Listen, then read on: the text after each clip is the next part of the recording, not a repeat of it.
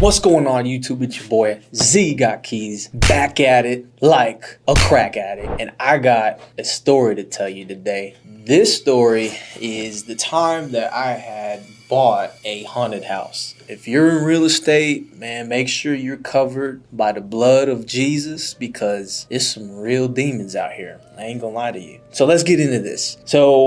Earlier this year, we were running our PPC campaign. Not PPC, actually, it's our SEO campaign. And we got a call from a distressed seller.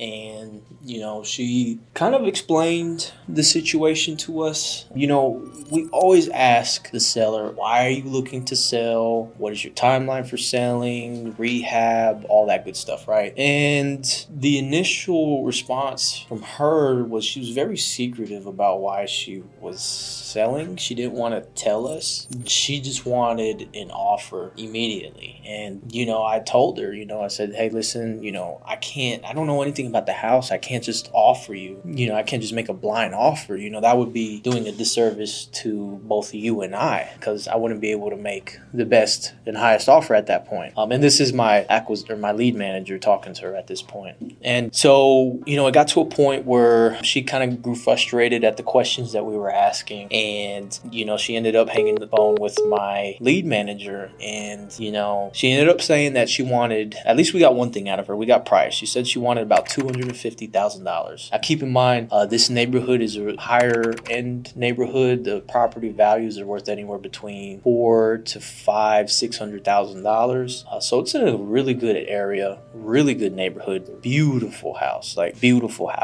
actually can show you. So beautiful house. On the outside, it looks clean. You got a little bit of dirt and whatnot, but nonetheless, beautiful house. So we were just kind of wondering, why does this lady want to sell us her house, this beautiful house, great neighborhood, quiet neighborhood, for half price? She wouldn't tell us. So I had to get on the phone with her and, kind of had this conversation. And this is maybe 3 weeks from the initial phone call. And, got to talking and, her story was basically, got her to open up a little bit more. Her story says basically that I was being followed by the police. And I'm like, okay, and that the police are following her and her daughter, and that she said it's just time to get out of this city. And I just don't like the police. I don't like it here. I want to get out immediately. And, at that point I was like, okay, well, you're asking half price and you want to get out immediately and you're having troubles with the police. Perfect. Let's go see the house. So I went and saw the house, scheduled a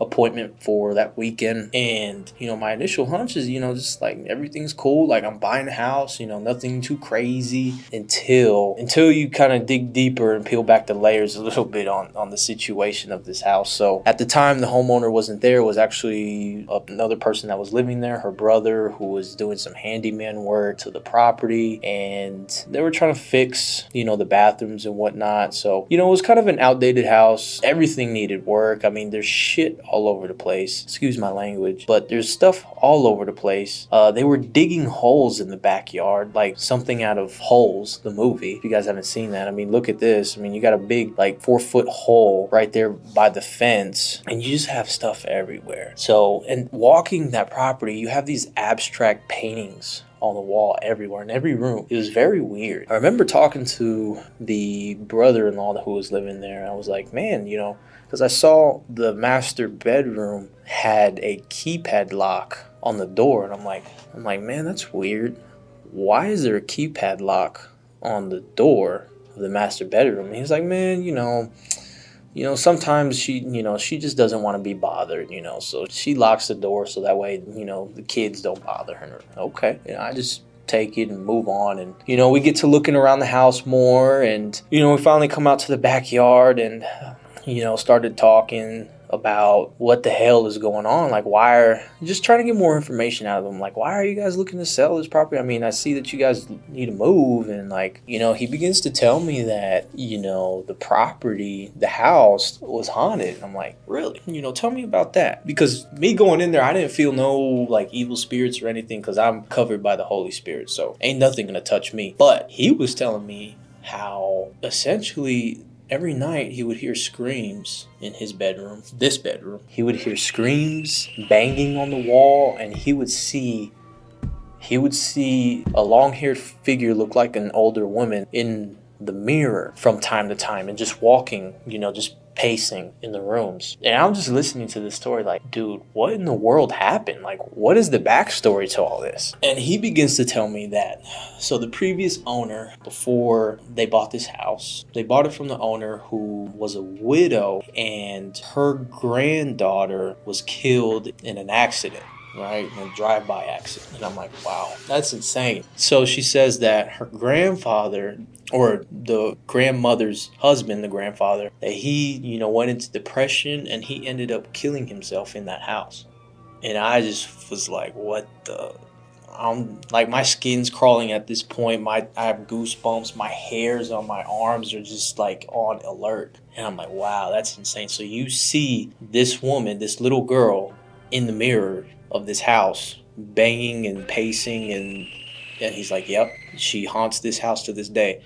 And I'm like, wow, that's insane. And you can see there's something weird going on. I mean, guys, look at you see these paintings, like a woman like falling, looks like, I mean, just weird graphics, weird wording, right? You did something, get out of my hometown. I'm like, I'm just walking through here. And at the time I was walking through the house, I was seeing these paintings. I was like, that's interesting. I wasn't really reading and looking in depth and everything because I was trying to get out of there because it smelled like absolute crap. So that's why we were talking outside. And that's when he talks to me about how haunted this places, and that's the reason why they want to sell it. I'm like, wow, that is very interesting for sure. And then I ask him if there's any way I can get into the master bedroom because it's locked. I mean, they have a keypad lock, like a literal deadbolt that you have to unlock with a keypad to the master bedroom, which is very odd. And he says, well, he tries to unlock it and he couldn't do it. So he says, well, I can't do it. You're going to have to wait till so-and-so gets back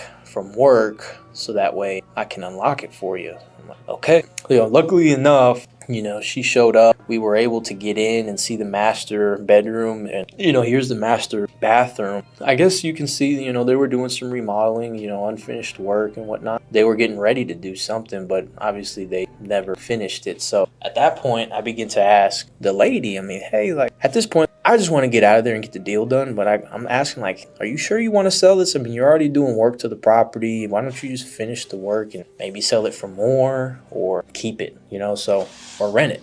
She's like, no, we need to sell it. We need to sell it quickly. We need to sell it now. I'm like, okay. Well, if I give you an offer right now that you like, are you ready to move forward with the paperwork? She's like, yep. Her husband comes back from work, kind of towards the end of the conversation. I go out to get the agreements, and we finally come to agreement on a price of like $235. And, we're sitting there outside, nice weather, and we're signing the agreements. And I'm just seeing liquor bottles everywhere. I'm seeing like cases of liquor bottles, empty cases, not just the bottles itself, but cases, boxes being shipped to this house, all stacked up on the garage. Like it's just insane, like the amount of liquor that these people have. We finally get the contract signed, so we're signing there. I noticed, as I'm signing my name, this lady, she's kind of a bulkier like type of body, like she's stocky. The husband's a big, 6'5", 6'6", 280, 300-pound dude, beard. He was like a teddy bear. And all I remember is when I'm signing this contract, out of the side of my eye, once she got done signing, she goes over and slaps the living crap out of this dude's ass. I'm like, did I really just see that? I just played it off cool. I'm like, what? All right, this is some weird stuff. I'm getting this signed and I'm getting out of here. And that's exactly what I did. Like, I come back to the office and I'm telling the team the story. I'm like, dude, this lady slapped this 300-pound man's ass as I'm signing the contract. And they were looking at me crazy. But fast forward, you got to see the red flags, guys. Like, you got to see, like, crazy people do crazy things. And when people hide information from you in your intelligence gathering phase, that's usually a sign there's something deeper going on. It's, kind of my fault for not digging deeper, but I was just trying to get a deal. But it's all going to bite you. It's all going to come back. Skip forward to about closer to close, okay? So we're day of close, about a month. Right? About a month later, day of close, title company calls me and they say, hey, we just reran the title report and we can't close this. It turns out that these people signed a contract with somebody else and they have a memorandum filed against it. And I'm like, great. Apparently these people signed a contract about 3 weeks prior to when they signed with me for much less than what I paid for. And I'm just sitting here like, dude, I knew something was gonna happen. Just the way things go down, I knew something was gonna happen. I knew it. I'm like, great. So now I gotta deal with these assholes. The other buyer calls me, while I'm going for lunch. And he calls me to tell me, essentially, dude, I've signed my contract previous to you, and he basically asked me to remove my memorandum because I filed a memorandum right after hearing this from him. He says, dude, you need to remove your memorandum. We've been working on this. I would hate to have to come after you because you're impeding on my contract, and I'm not removing my memorandum. This is, you're gonna have to pay me. And he's like, man, that's bull crap. I'm gonna talk to my attorney and I'm gonna have them send you a demand. I'm like, do what you got to do, man. So, he started threatening me with all types of lawsuits and stuff and all this craziness. And, he gets his attorney on an email and he includes me on that email. And they go over the whole situation of what was going on with this agreement, right, that they had. So apparently when they signed the agreement, right, this lady that I signed the contract with had just came back from jail for physical assault and violence against her husband, which explains a lot. She's a convict. That explains why the police, the run-in with the police, why the police are always following her and her daughter, because she's a convict. And, they explain, some other stuff, that she had a history of domestic violence and all this crap, and they have not a warrant, but I don't know, whatever legal issues they have going on. And that they had actually sent them a demand letter to force them to close because they didn't want to close with the original buyer because they weren't paying as much as what we were paying or what the other offers were giving her at that time. So they said, you know what, F it. I'm just going to go sign a contract with somebody else. Shady people do shady stuff. Not really surprised, but at the time I was taken back and, I was kind of frustrated because we've been doing all this and, kind of worked on this deal. And, we were hoping to get at least 25 out of it, and at this point we were looking at nothing. So we forgot about it for 3 weeks, and meantime the seller is going back and forth with the original buyer and my transaction coordinator saying that they don't want to go with us, that they have to go and deal with them now because of the whole lawsuit pending that they're trying to do for specific performance. And we're like, cool, whatever. A week after that happens, the original buyer calls me. He says, hey, listen, man, how about we just partner up on this? You have a buyer, you were wholesaling this property, right? And I was like, yeah. What was your buyer paying? And I tell them, well, they were paying X amount. Well, how about we do this? How about I close this deal and we partner together? You assign it to your buyer and I assign it to you. And I could pay the Ketchums a little bit more money because they're asking for more money and they won't close without more money. And I'm like, okay, well, now we're talking. It pays to be patient, guys, and it pays to stand on your ground. Long story short, we end up closing on that deal. I didn't make my 25. I ended up making like 10 grand. But I stood my ground and I stayed patient throughout the process, and I was drug around like a roller coaster on this deal. That was some interesting stuff, being threatened with lawsuits and getting the full backstory and going through a haunted house. It was quite insane. But guess what?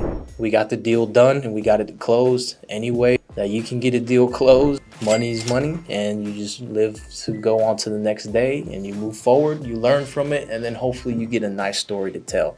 So when you guys are out there, be sure, number one, to protect yourself, carry something. If you're in a state that can carry guns, carry a gun with you, carry a knife, carry something. And then spiritual wise too, if you guys don't believe in God, you need to, because this shit is real. I was definitely covered by the Holy Spirit because at that point, man, demons were all around me. But can't nothing stop me. There's no weapon that formed against me that can prosper. So at the end of the day, the end result is we got the victory and we made some money and we moved on. And I got a really good attorney out of that. So it was a win-win and we live to see another day.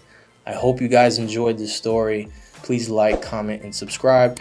And tell me in the comments, if you guys do real estate or whatever line of work you're in, tell me some weird, crazy stories that you guys have came across as well. So I hope to hear from you guys. Thank you, and I'll see you on the next video.